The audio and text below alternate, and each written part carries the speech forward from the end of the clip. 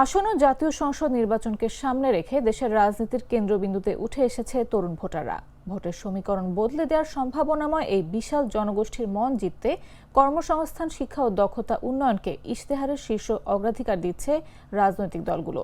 প্রায় 4.5 কোটি তরুণ ভোটারকে ঘিরে তাই প্রতিশ্রুতি, পরিকল্পনা এবং রাজনৈতিক বয়ান সবে আবর্তিত হচ্ছে তরুণদের প্রত্যাশাকে কেন্দ্র করে। সাইফুল হক মিঠুর পাঠানো তথ্যে বিস্তারিত জাগো ডেস্ক রিপোর্টে। আসন্ন জাতীয় সংসদ নির্বাচনে ভোটের সমীকরণ বদলে দিতে পারে দেশের তরুণ ভোটাররা। বিপুল এই গোষ্ঠীর মন জয় করতে নির্বাচনী ইশতেহারে কর্মসংস্থান, শিক্ষা ও দক্ষতা উন্নয়নকে অগ্রাধিকার দিচ্ছে রাজনৈতিক দলগুলো। নির্বাচন কমিশনের হালনাগাদ তথ্য অনুযায়ী বর্তমানে 18 থেকে 33 বছর বয়সী ভোটারের সংখ্যা প্রায় 4.5 কোটি। এই বিশাল জনগোষ্ঠী শুধু সংখ্যায় নন, রাজনৈতিক সচেতনতা ও ডিজিটাল সক্ষমতার দিক থেকেও আগের যে কোনো সময়ের চেয়ে বেশি শক্তিশালী। মধ্যবয়সী ভোটারদের সংখ্যা উল্লেখযোগ্য, তবে সংখ্যাগত ও মনস্তাত্ত্বিক প্রভাবের দিক থেকে তরুণ ভোটারদের গুরুত্ব সবচেয়ে বেশি। আর তাই তরুণদের আকাঙ্ক্ষা ও প্রত্যাশাই হয়ে উঠছে নির্বাচনী প্রতিযোগিতার মূল কেন্দ্রবিন্দু। তরুণদের মন জয় করতে কর্মসংস্থান, বেকার ভাতা সহ নানা আকর্ষণীয় প্রতিশ্রুতি থাকছে রাজনৈতিক দলগুলোর ইশতেহারে। এক্ষেত্রে ভিন্ন ভিন্ন রাজনৈতিক দল ভিন্ন ভিন্ন জায়গায় গুরুত্ব দিচ্ছে। কর্মসংস্থানে গুরুত্ব বিএনপির, জামায়াতের দৃষ্টি বাস্তবমুখী কর্মসংস্থানে, আর এনসিপির লক্ষ্য তরুণদের হাত ধরে রাষ্ট্র পুনর্গঠন। এছাড়াও কর্মসংস্থান ও বিকেন্দ্রীকরণে মনোযোগ জাতীয় পার্টির।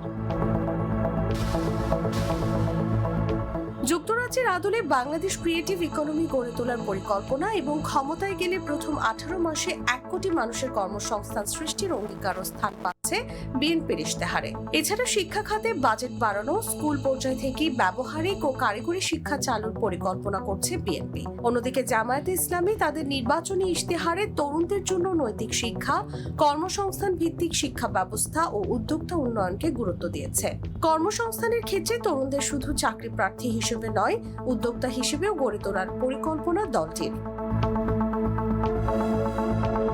জুলাই গণ অভ্যুত্থানে নেতৃত্ব দেওয়া তরুণদের হাত ধরে গড়ে ওঠা জাতীয় নাগরিক পার্টি তাদের ইশতেহারে তরুণদের রেখেছে রাষ্ট্র পরিচালনার কেন্দ্রবিন্দুতে। দলটির 24 দফা ঘোষণার বড় অংশই তরুণদের ভবিষ্যৎ রাষ্ট্র কাঠামোর সঙ্গে সরাসরি সম্পৃক্ত। রাষ্ট্রীয় প্রতিষ্ঠান সংস্কার, বিচার ব্যবস্থা ঢেলে সাজানো এবং প্রশাসনকে সেবামুখী করার মাধ্যমে তরুণদের জন্য সমান সুযোগ নিশ্চিত করতে চায় দলটি। ইশতেহারকে স্বাক্ষরিত দলিল উল্লেখ করে বিশেষজ্ঞরা বলেন, এর মাধ্যমে রাজনৈতিক দলগুলো জনগণের কাছে তাদের মতামত ও অঙ্গীকার ব্যক্ত করে। এখানে তাদের মতামতগুলো সুনির্দিষ্ট থাকা দরকার এবং অঙ্গীকারগুলো বাস্তবায়ন হওয়া বাধ্যতামূলক। নিউজ ডেস্ক, জাগো নিউজ।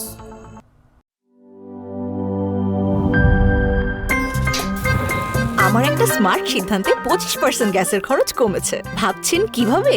সাধারণ গ্যাস স্টোভ বদলে আমি এনেছি আরএফএল গ্যাস স্টোভ। এর সাইন্টিফিক নজল ও ব্রাস বার্নার ক্যাপ সমানভাবে তাপ ছড়িয়ে রান্না করে দ্রুত, তাই গ্যাসও বাঁচায় 25%, টাকাও বাঁচে 25%। আরএফএল গ্যাস স্টোভ নিরাপদ ও গ্যাস সাশ্রয়ী।